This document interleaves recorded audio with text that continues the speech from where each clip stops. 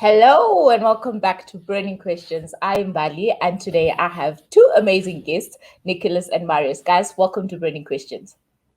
How's it, buddy? Hi, Gang, buddy. gang, no? Okay, there you go.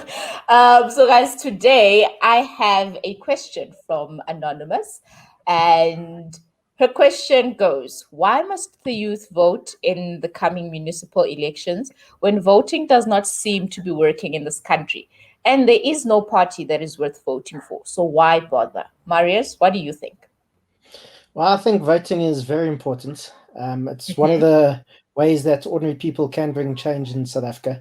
And people might say that it doesn't create change, but it definitely does. We've seen that lots of people think the ANC doesn't listen to voters, but it actually does.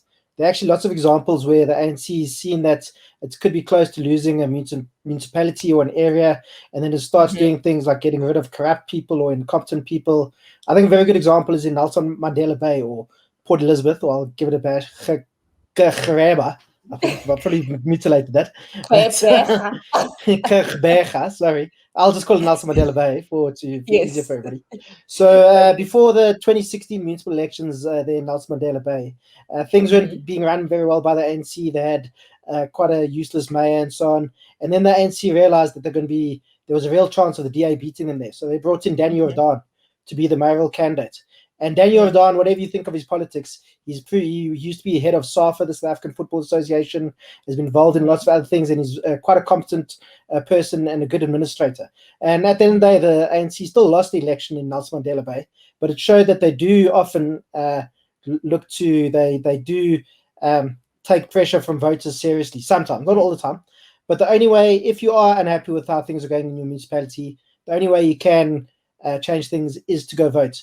And there are so many Mhm. people that don't go vote. In the last election, in the last national election in 2019, there were 20 Mhm. million South Africans who were eligible to vote. So this was South African citizens over the age of 18 who didn't vote. That's 20 million people. That's more. There we go. And Miley was one of them. That's more people than voted for the ANC. So there are Mm. so many people out there who might not be happy with the status quo. But there are lots of also people need to go do their research and go have a look around. I was just looking before the show in the 2016 municipal election in Mhm. Joburg, which is our municipality with the biggest population, there were nearly 30 parties people could choose from. And then if we go Mm. down to Langsburg, which is the municipality in South Africa with the smallest population, that nearly had 10 parties that people could choose from. So there's lots of options for people to look at, and it's even if you don't see, it's still not one party. If you don't agree with one party, remember Mhm. no party will ever. You won't agree with one party completely. You just have to agree Yeah. with the person with a party that you agree with the most, and then go vote for him. And as I said, that's Mm. the only way that change will happen in South Africa is if you go vote. And also, I mean, it's a cliche, but there's lots of people fought for our right to vote or for the right of all South Africans to vote. People went to jail for it. People died. So it's a very important right, and people should definitely exercise it. It's the people died for me. But okay, Yes. yes. Nick. Yeah, so I mean, I'm going to have to end up repeating some of what Marius said there because he said it exactly right. Mhm.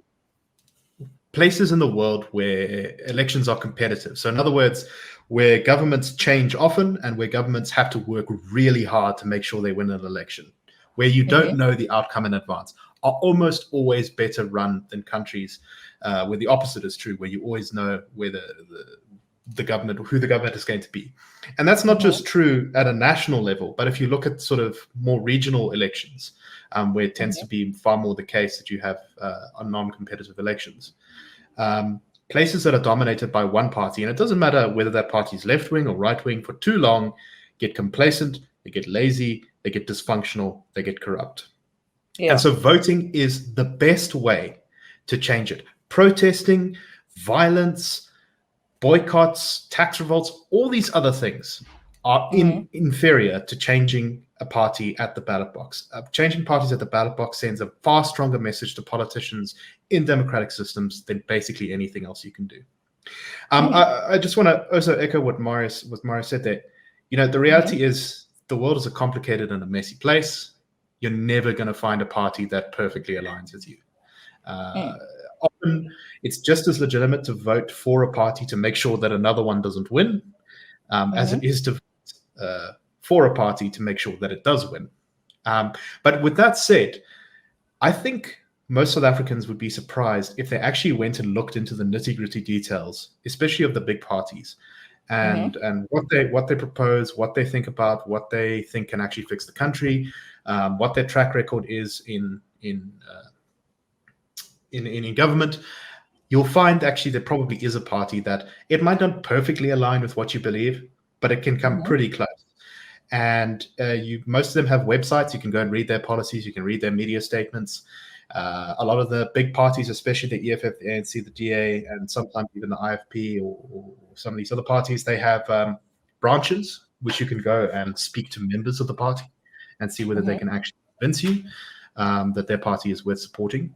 And when people say, voting is not working, well, that's because you have to use your vote effectively. If you vote for the same party every single time, you're not really making any kind of difference, right? And I like this question because it's one that we hear all the time in politics, in South African politics, particularly from young people.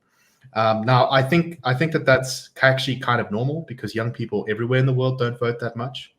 And I think that if young people really before they cast their judgment on voting, they need to at least give it a try, and that means maybe unhappy with the way things are running, vote for an opposition party. Any of them, pick the one that's closest to what you believe in, but vote for that party. Change the government, and then see what happens. And we'll see what happens. Okay. I think what I'm kind of taking from this is that you need to do your research. And the fact that the youth is lazy. Thanks, Nicholas. But yeah, Marius, do you have anything to add to that?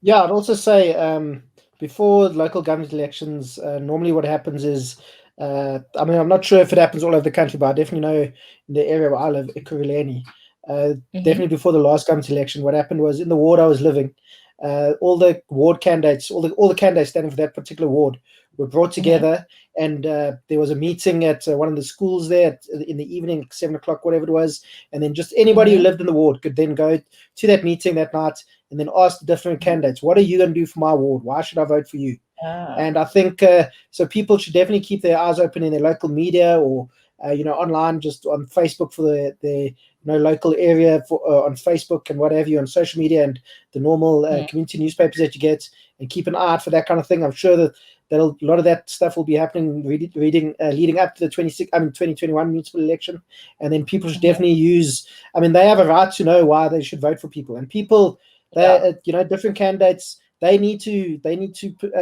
persuade you to vote for them. They're not just going to put on an ANC badge or DA badge or EFF badge. They're going to say, this is why you're going to vote for me. This is what I'm going to do for your ward and for the people who live here, and whatever the case is. So people need to go do their research, and they also need to go interrogate the people who want your vote.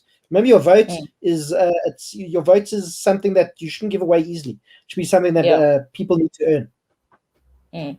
Right. Okay. I've heard you loud and clear, guys. So I am voting this October, and I hope you at home, Nicholas and Marius, have managed to convince you and to change your mind, and you will be voting like me in October. Nicholas and Marius, thank you so much for joining me. And yeah, we'll see you guys next week. Thanks, Bali. Thanks, everybody. Thanks, Mbali.